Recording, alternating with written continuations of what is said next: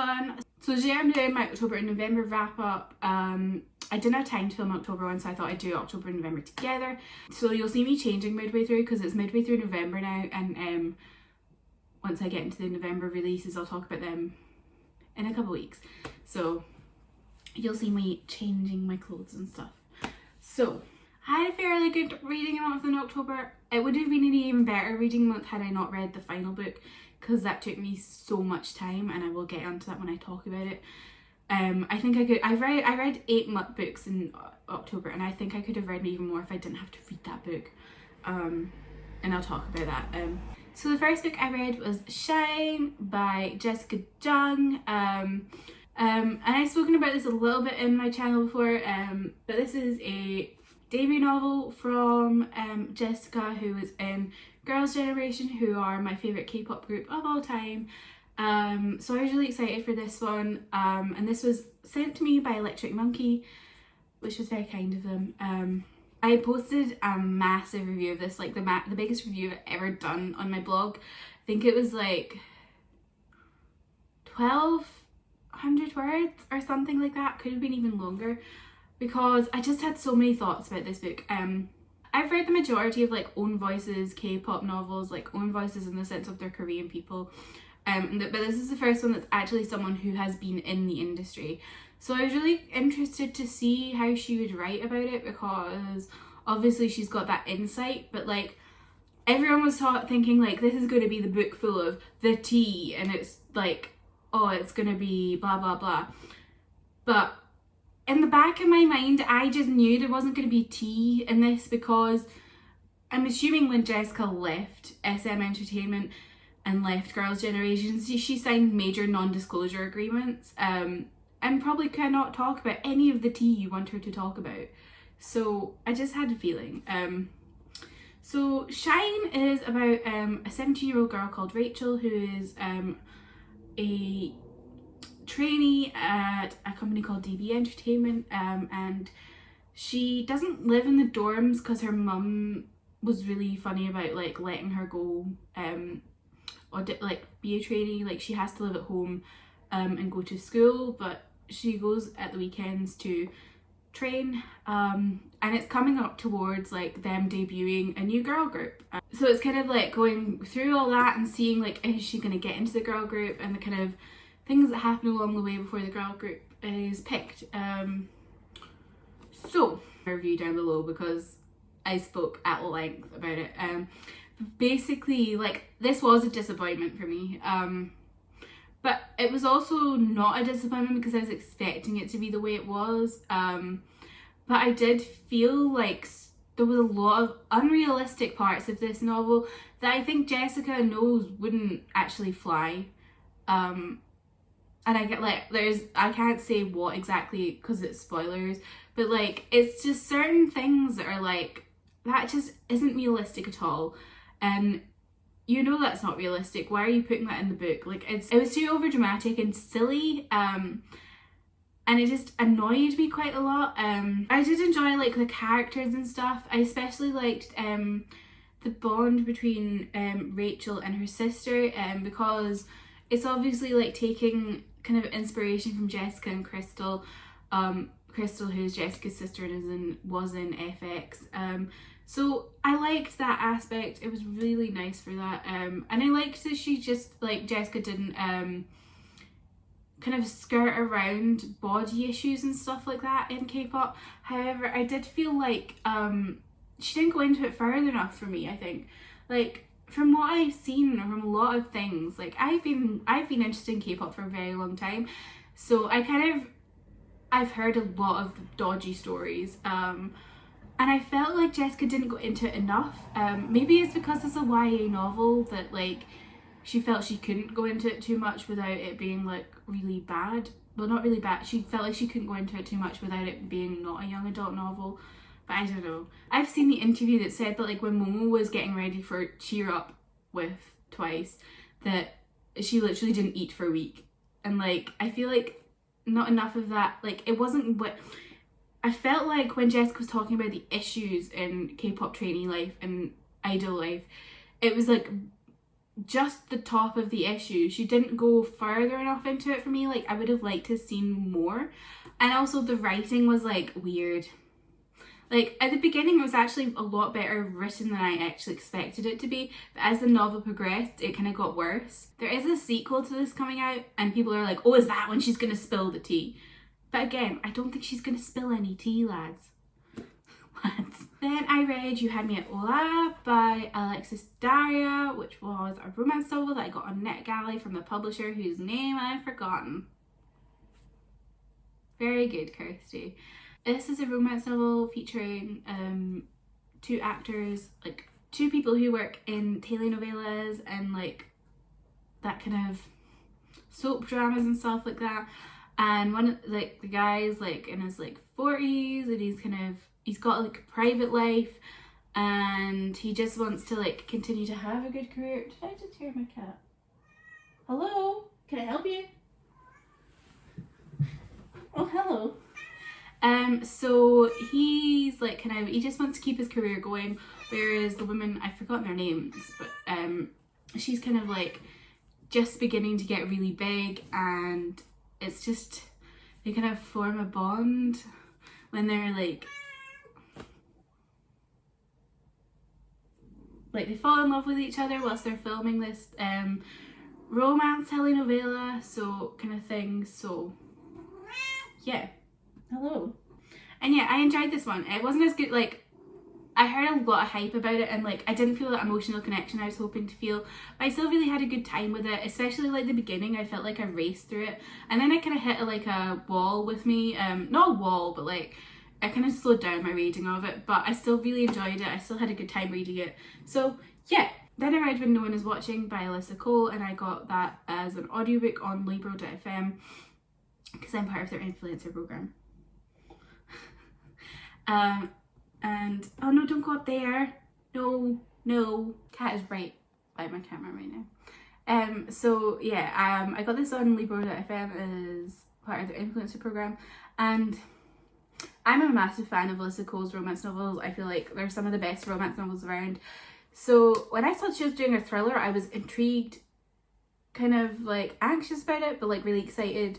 Anxious? Why am I anxious?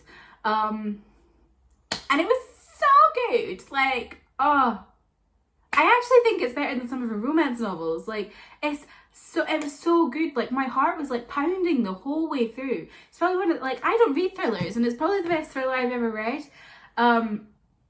It's kind of like I've not actually watched any of the, like, I've not watched Get Out or, oh, I forgot what the other one's called. They're on my list, but like again, I'm not a massive like thriller person, so like I have to be right in the mood for it. But I feel like from what I know of like Get Out and oh, what's the other one called? Us. From what I know of them, it's kind of similar to that. Like, it's about like gentrification and like the ways racism kind of creeps into a community and like destroys the black community.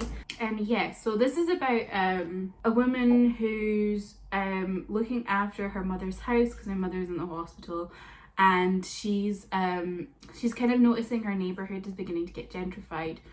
Or she's not kind of noticing, she is noticing her neighborhood is beginning to get gentrified, and she's obviously not happy about this. And things are getting weird, like people are like disappearing and shit's just getting really weird. And then she kind of like gets in contact with her new neighbor, and they form a partnership to find out some historical stuff, because they're gonna have like a fair kind of day, and she's gonna do like a kind of tour around the neighborhood and talk about historical stuff. But then they start finding out some things that are kind of reminiscent of what is happening now, and it just gets a bit like kind of spooky. And yeah, that's all I'll go into it, but it was just, oh my god, it was so good. The way it talks about gentrification and the way it talks about like these issues was just bang on. And like, oh, when there was like white characters being racist, my skin was just like absolutely crawling, because it was just like so lifelike and realistic. Especially like the microaggressions, oh my god, my skin was just like and yeah, it was so good. Like, if you like thrillers, I thoroughly recommend this one because it's just fantastic. And then I read another kind of thrillery book, although I wouldn't call, this one's less of a thriller, but it is kind of thrilling. And that is Grown. And that is Grown by Tiffany D. Jackson. So this is about, and this was sent to me by Harper 360 to review. So this is about a girl called Enchanted Jones, and she's always wanted to be a singer. She auditions for this program that's kind of like an X Factor kind of vibe, and she gets shot down, even though her voice is like apparently really good, but I think they kind of didn't, she sang like an older song and people didn't really bond with that. They wanted Beyonce. But Corey Fields takes an interest in her, and Corey Fields is like in his late 20s, and he's like a mega R&B star, and he's like, I want to take you on tour, I want to sign you, I want to do an album with you.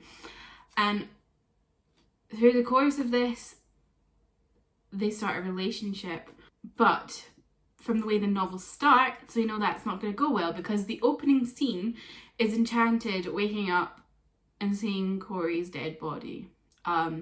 So we kind of see what happens in the relationship, as well as, and it leading up to what happens to him, like why he's dead, and then it follows from that. And this book was inspired by what happens to black girls in the music industry and how people take advantage of them, like R. Kelly and the like. But the author has said, like, she wrote a letter at the beginning, and it's like, this book is not about R. Kelly, this book is about the abuse of power, it's about the passion of excusing men for their behaviour while faulting young girls for theirs. And it's just kind of like, oh, I'm kind of tearing up thinking about it. This book is fantastic for what it does. It made me feel horrible, but it was meant to do that. And it just, like, I was captivated from start to finish. Like, I started listening to this actually as an audiobook on script, and I was like, I was getting into it and really enjoying it, and then like frog in my throat. So I started listening on Friday, and then on the Saturday I couldn't stop thinking about it and started picking it up on the book and was literally like going like this. Like, I was just like flicking through it like a mad woman, because I just wanted to know what happened, because it was just fantastic. Like, oh my goodness. And the way it talks about how these young girls are just abused by these men. Just, oh, Tiffany D. Jackson has done it with this. I haven't read her other novels, but I do have them on my Kindle, so I really want to read them soon, knowing that, like, this is what she's like, because this is fantastic. Then I read Spoiler Alert by Olivia Dade, and this was sent to me by Piancus. Was every book sent to me this month? No, one wasn't. Jesus. No, two weren't. This was like one of my most anticipated books because it features a fat woman, and I love romance books with fat women in them because I'm a fat woman, and it just makes me feel happy. So there's this book is about an actor who's like the main star of like kind of Game of Thrones-esque kind of series. It's not the same as Game of Thrones in the sense of like it's actually about like Greek gods and stuff, but it's that kind of 10-year spanning series with like a huge cast of actors and a huge fandom following, and it's like in their final season and he's just wrapped up his acting, but he's got a secret. He writes fan fiction for this series because he's not happy with the way it actually went, like I think a lot of actors were with Game of Thrones. So he writes fan fiction, and he is friends with a girl online who also writes fan fiction, who just so happens to be our female lead. And they like form they've got like a major like friendship bond online.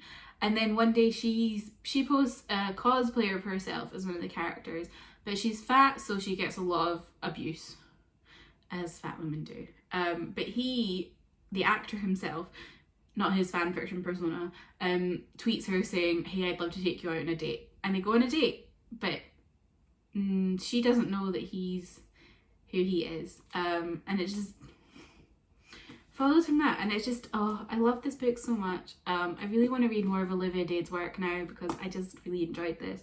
The romance was fantastic. I loved the kind of ode to fandom culture that it was, and yeah, it just like, it was made me happy. It was so nice. I really recommend this one. Then I read another K-pop book, and that was K-pop Confidential by Stephen Lee or Stephen Lee, I'm not really sure. Because it's got an A in his name where I would normally expect an E if it was Stephen, but it could be Stephen, I don't know. So I think this guy was a journalist, or is a journalist for K-pop, so I was really interested to read this book. And this came out at the same time as, or not the same, like the same time period as Shine, so I feel like it got like outshined. But honestly, this is better than Shine by miles. And it's also, I'd say it's probably the best book I've read about idol life and trainee life. And I've read a fair amount of K-pop books.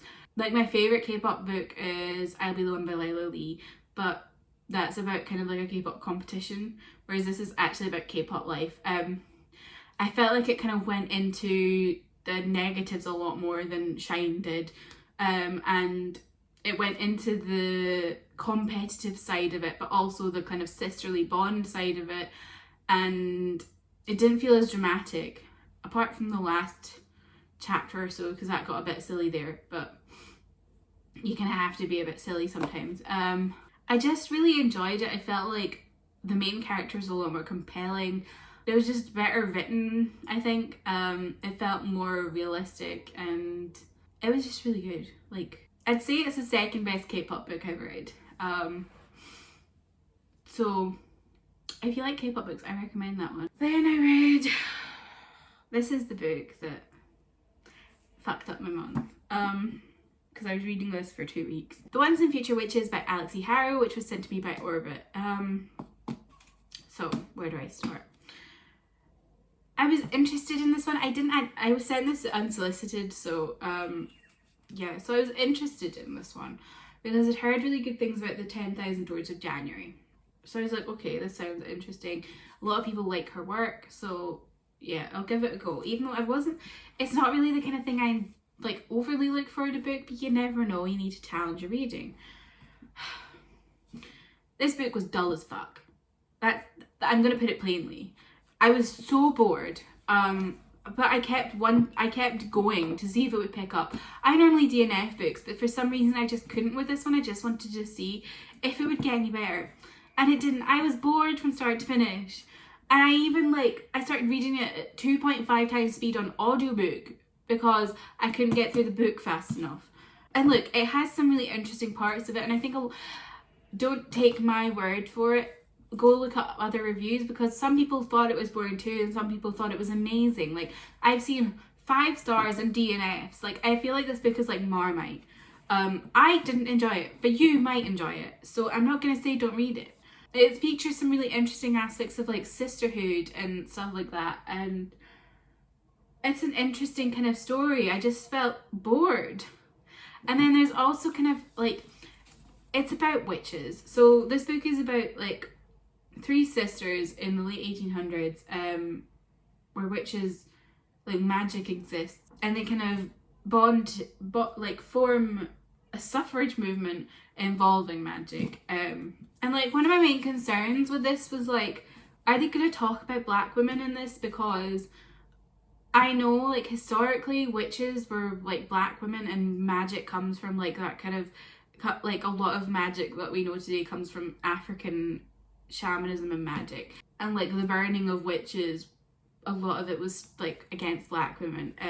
So I was like, are they going to talk about black women in this? And there is a black character, and there's like a sapphic romance involving that black character, but I felt like it was just scratching the surface. Like, I just felt like it didn't go deep enough, and I like, maybe it was a good thing it didn't go deep enough, because the author is a white woman and it's not really her story to tell. But it just hello, it just felt like she was putting it there to put it there. She's like, look, I've got a black character in a book about witches, and it just felt like lip service. Is that the word? Lip service? Not a huge fan. and it took me a very long time, and I'm annoyed about that because I could have read other books. Oh, little baby. The final book I read was American Dreamer by Adriana Herrera, and this is a gay romance featuring a Cuban black man and a white guy, I think. And this is like, it's about a guy who moves to a town kind of in the middle of nowhere, but not in the middle of nowhere because it's like upstate New York, I think, to start up his food business, and he falls in love with a librarian. And I really enjoyed this one. It was a really nice romance. It talks a lot about like colorism and racism and microaggressions and that kind of stuff. And yeah, it was just really enjoyable. Like, it had a good kind of plot involving the food and him being a chef, and also had a good plot involving the romance. And I really enjoyed it. I'm going to read more of this series because I really like the characters in it. So yeah, that is all the books I read in October, and I'll be cutting to November now. Okay, so now it's time for the second part, which is the November part of my wrap up. I'm trying to do this quick because I've got a rugby match to watch in a bit, so it starts in about 10 minutes. So I need to speed up. The first book I read in November was The Hunting Party by Lucy Foley. If you remember my September wrap up, if you watched that, I read what's it called, The Guest List by Lucy Foley. So I wanted to read The Hunting Party because I knew it was like on a similar kind of basis. I didn't enjoy this as much as The Guest List, but I had a really good time with it anyway. So this is essentially a group of posh English people go for New Year's to like a lodge in the Highlands in Scotland, and then someone dies, and then we don't know who dies, and we don't know who killed them. Very similar to The Guest List. Just the kind of vibe I like. And yeah, it was good. I was kind of like, I was a bit concerned going into this what it would be like, because I am from the Scottish Highlands myself. And I was like, oh god, how is this going to be like portrayed? But it was okay. I think they made a couple of places up and stuff, but like there was mentions of like Fort William and stuff. So yeah, that part of it was okay.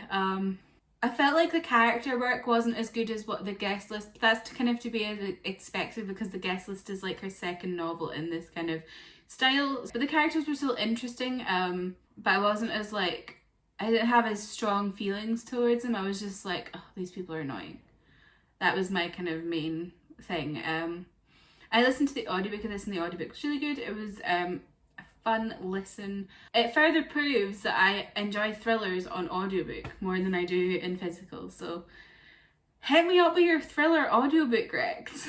And then I finished reading The Invisible Life of Addie LaRue. This is the Illumicrate edition. It's so pretty. I started reading this in October and I finally finished it in November. I'm just like slow reading these days. But yeah, this is about a girl who makes a deal with the devil that she can live forever. However, that means that people forget her immediately as soon as like she leaves their sight, which means her parents have forgotten her, everyone she loves has forgotten her. And so she lives for 300 years with everyone just forgetting her after leaving her sight, well, leaving her area, whatever area. Until one day in 2014, she meets a boy who remembers her. This one was a really hyped up book. I think it's probably one of the most hyped up books in the community this year. And I had a good time with it. I didn't love it as much as other people. I felt like I didn't have that emotional connection that some other people had, which happens. Like, for me, a favourite book is based on an emotional connection more than the actual writing. Like, I rate most books 4 stars because I don't really have any problems with them and I know my reading taste. It's just like the difference between a 4-star and a 5-star for me is the emotional connection. And I didn't have the emotional connection with this, unfortunately. And also I was kind of a little bit annoyed with, this was pointed out in a review by Ainty, which I will leave down below because it's a really good review. But the world view of this is just like, this girl lives for 300 years and you're telling me the only insight we're getting into her period of time for those 300 years is in Europe and in America. Like, there was nothing of like the Eastern world, like Eastern Asia or India or Africa or anything like that. She just was in Europe and America. Not even South America. And it just kind of was like, if I lived for 300 years, I would make sure I would go to every single place I could go to. But what I really did love about this novel was Luke, who is like the devil kind of guy. And he's just like, oh my god, he's such an interesting character. Like, I wouldn't say he's necessarily a villain, but he's not a good guy. Like, he's kind of he's an antagonist, but less a villain, more an antagonist, just generally kind of getting in the way of things. But I don't think he's like a villain in the sense of like your kind of typical villain. It's more he's just doing what he has always planned to do, and that's trying to get Addie's life from her. And yeah, I just really enjoyed him as a character, and I really liked Henry as well. Addie, I was like, she's alright. Then I read issue 6 of Fence by C.S. Pacat. I don't know how you say her name. Joanna the Man and Joanna La Fuente. I don't really have anything to say about this because it's just an issue of a comic, but it was nice. I can't even remember what point I got to with this. I'm just gradually reading all the issues, which I've discovered are on Scribd, so I don't have to buy them anymore, which was like costing me a small fortune. Then I read Twice in a Blue Moon by Christina Lauren. Okay, so this was a disappointment for me. I thought I was a big fan of Christina Lauren, but I read 3 like 4 or 5 star books from them. So I read like Autobiography, which was a 5-star for me, then Roomies, which was another 5-star. It's one of my favourite romance novels. Then I read Dating You Hate You, which I really enjoyed. I think that was a 4-star. And then after that, it's kind of gone downhill for me. So like I read Josh and Hazel's Guide to Not Dating. I can't remember. But I read that, and whilst I enjoyed most of it, there was like, the way it ended was not my favourite kind of end. It did like a trope I don't enjoy. And then I read The Honeymooners, and I like, that was like a 3-star for me because I was just like, I didn't like the main love interest, like he was a dick. And then Twice in the Blue Moon was another 3-star for me. So I don't know where I am with Christina Lauren anymore. So it's like a second chance romance novel. So it's like you get bits of the first time of the romance where there are young kids, like one's like 18 and one's 20 or something, in London where they meet by chance.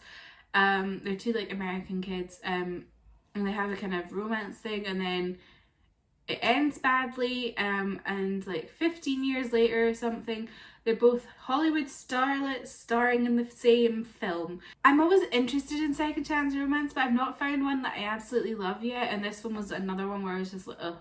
Like, I didn't really care about the characters enough to be like bothered about their romance, and I was just kind of like bored for a lot of it. Thankfully it was a short audiobook, so like it was a quick read. Like, I cared more about their first romance than I did about their second romance when they were adults. Like, it kind of felt a bit silly at times when they were adults, and really rushed as well. They seemed to get over the kind of betrayal aspect from the earlier years really quickly, and I felt the book could actually have dealt with being a little bit longer to have more time to investigate people's feelings and stuff like that. I didn't dislike anyone to the same point that I disliked people in The Honeymooners, because that was just like, he was a dick. Hopefully I find another Christina Lauren book that I actually love. Because I do really like the writing style. It's just like their character work hasn't been my fave recently. And then I read the big one, The Dragon Republic by R.F. Kuang. And I'm not going to hold this very long because it's like 650 pages and it's quite heavy. So I did a reading vlog back in like the beginning of my channel for the Poppy War. I absolutely adored that book. And this one was just as good, if not even better. So I can't really explain much about the Dragon Republic, as it's a follow-on from the Poppy War, so I don't want to spoil the Poppy War, but essentially it's like following the events of the Poppy War and dealing with the grief and the kind of fallout from that. And yeah, R.F. Kuang has my whole heart. Like, I'm gonna read The Burning God after my current read, and I'm just like really scared. Like, the ending of the Dragon Republic actually murdered me.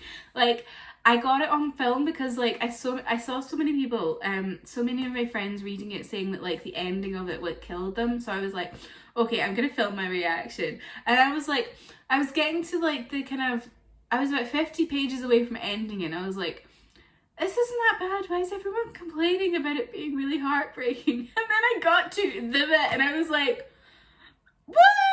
And like I literally was like, what the fuck? What the fuck? Like, oh my god. And like, oh, the way that she's built, like the war in this is just like incredible. Like, I don't know if I've ever really read much war fantasy. Like, I feel like most of the fantasy I've read's kind of been like one or two people against the world kind of thing, whereas this is like sides and figuring out morally where you stand and just trying to find what's best for the country you live in kind of thing. And it's just really interesting. It's really interesting to see different, like, the different mindsets of what happens when you're dealing with like major wars and major like serious amounts of death and destruction. And I think Kwang does it really well. And I'm really concerned for the Burning God. I don't know what's gonna happen. Like, I have a feeling I know what's gonna happen, but will it? I don't know. And I love all the characters, especially Tai. He's like, oh, I love him. And I love Neja.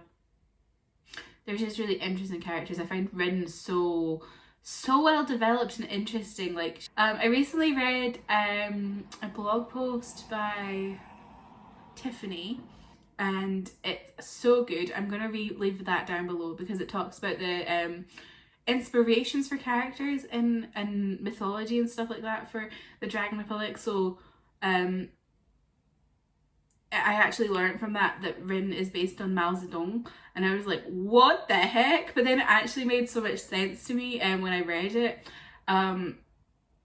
So yeah, I just feel like it's one of, like, if I love The Burning God, which I probably will, I think it'll probably be like my favourite trilogy of all time because it's just so good. Then I read an audiobook, Written in the Stars by Alexandria Bellfleur, and this is like a sapphic Pride and Prejudice retelling, and it was so good. Like, when I first started it, I didn't realise it was like a Pride and Prejudice kind of thing, and I was like, why are these side characters so annoying? Like, the side characters were really annoying. But when I found out that it was Pride and Prejudice, I was like, oh, that makes sense. That's why they're annoying. But yeah, so this is about two girls who go on like a blind date, and the blind date doesn't go well, but then to stop her annoying brother going into her love life a lot, one of the girls, Darcy, pretends that they're actually dating, and it's like fake dating to lovers kind of thing. It's so good, and like it's probably some of the best like sapphic smutty scenes I've read. Like, I've read a few sapphic books and I felt like the smutty scenes were never as like good as I wanted them to be, but this one, like the sex scenes were really good, and romance was really good. Like, I just had such a good time reading it, and it was really fun and really enjoyable, and just, it was really good. Go read that if you want to read a sapphic romance. And then I read probably my most anticipated book of the year, and that is These Violent Delights by Chloe Gong. This was sent to me by the lovely people at Hodder Escape. And this is a YA retelling of Romeo and Juliet set in 1920s Shanghai. And you've got Juliet Tsai, who's on like the Red Flower, who is a member of the Scarlet Gang, and then you've got Roman Montakov, who is on the side, like he's on the gang of the White Flowers, and these two are kind of like the two dueling kind of main gangs of Shanghai, set during a time when there's just so much political upheaval because you've got so much going on from like the NHK, you've got the CCP, you've got France and Germany and England and America all in this like one clusterfuck of a bunch of people in like this area trying to take dominance of stuff, and you've got these two warring gangs trying to keep the city basically. And so Juliet and Roma had like a romance when they were much younger, and then something happened, and now that Juliet's back in Shanghai, they're trying to like, they're kind of fighting each other, and it's just and then weird shit's happening with like people just dying of like a madness or something. This book lived up to expectations. I had such a good time reading this. It was so good. I'm gonna put it down because my hands. It was really good. I had such a good time. I loved the characters. I loved like the kind of slow burn of the romance building up again. I loved seeing the kind of moments with the Romeo and Juliet kind of plot points.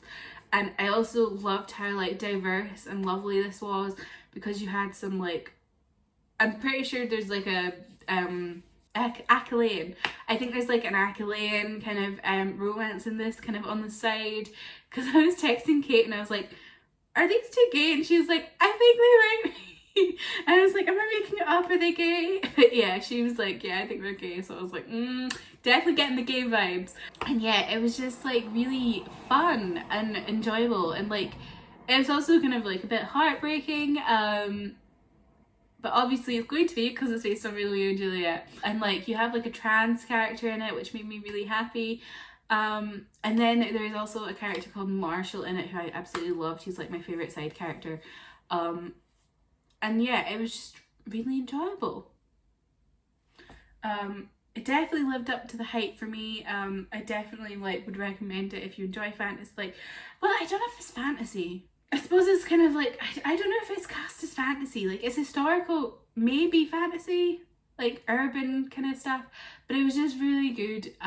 It's just really good. I don't really have much else I can say. And then I had the wonderful fortune of reading an early ebook copy of my most anticipated book of 2021, which you probably, if you know me, you know I absolutely love this author from their debut novel. It's like one of my absolute favourite books of all time, like top 5 favourite book of all time. So I'm so excited for reading this. I was so excited to read this book that's coming out next year, because it's a sapphic romance from this author, and that is One Last Stop by Casey McQuiston, and this was sent to me by the lovely people at St. Martin's Griffin. I loved it so much. Like, Casey McQuiston is probably one of my favourite authors at this point. Like, I feel like you can't really say that after 2 books, but like, getting there. And it was just, oh, I loved it so much. I loved it. I felt like the first half was a little bit slow, but the second half was like really good. So basically this is about a girl called August who moves to New York City for studying. And one day on a train she meets a girl who she's really attracted to, and then she keeps seeing her on the train, and then they find out that she's stuck on the train, and they're trying to figure out how to get her off being stuck on the train because she's from the 1970s. And she's like stuck in a kind of time loop kind of thing or something. The romance in this was so good. Like, again, this was another one that had really good like smutty scenes, and like the build of the romance was so good, and I was like pulling for them the whole way through, and it just like, oh, made my heart happy. And once again, like in Red, White and Royal Blue, Casey McQuiston's side characters are just immense. The way they write side characters is just incredible. Like, I don't know how they do it. The side characters are just so great. I absolutely loved Wes and Isaiah. Like, their relationship was just like, oh, these sweet kids, even though they're probably older than me. And I just like, it was so diverse and so queer, and just like this kind of love letter to queer history and the people who made us have what we have today. Like, who did the fighting back in the day to get to where we are now, which is still not great, but like so much better than it was in the 1970s. And he just like, McQuiston just like went into so much detail about little things that were happening in New York City in the 1970s and America in the 1970s to do with like queer rights. And I just loved it so much. Please read it when you get the chance to, which is like next summer. But yeah, I was so happy I got to read it early because I saw like so many of my friends getting early copies and I was just like, oh my god, I need it! And then the final book I read was Find a Boyfriend by Gloria Tao. So this is about a girl whose parents are like trying to force her, well not force her, but trying to get her into an arranged marriage with a guy who is an absolute dick called Hongbo. And her parents are just like, his family's got so much money and have so much influence, you should absolutely marry him. He's proposed to you, you should absolutely marry him. But like Chloe, who's the main character, she's just like, no, I'm not marrying this arse. So she goes online and finds a service that will give her like a rent a boyfriend. So like he pretends to be her boyfriend so her parents will get off her back. And this is an actual practice, and I think Taiwan, I think it was, that it's I think that's what the author has said in an author's note or something, which I find really interesting. And yeah, it's just about like their relationship, like as they kind of form a relationship through this situation. I love the way Chow spoke about how filial piety and arranged marriages affect like your modern first, second born Chinese Americans or Taiwanese Americans, because like they are like there's so many kids who are struggling with like the familial background but also kind of trying to assimilate with the society in America, and those kind of ways are like clashing with each other. Her parents do so many like toxic things because they think it's what's best for their children, and it's not necessarily like it's not necessarily coming from a bad place. And I felt like there was just so much nuance to the story, and I felt like it was just like, it was such a good story. I just really enjoyed it. I read American Panda from this author before, and I really enjoyed that as well because it had some kind of similar themes, not the same but similar. And I feel like the author just does it so well. And I rated it 4 stars when I read it, but now I'm thinking maybe I should put it up to 5 stars because thinking about it again, it was just really well done. And yeah, and I really enjoyed the romance as well. It was really sweet. And yeah, go read Rent a Boyfriend. It's really good. It's on Script. But yeah, that's the end of my wrap up. Finally, that was what, 17 books. Yeah, thank you so much for watching. Be sure to like, comment, subscribe, all the good stuff. Bye.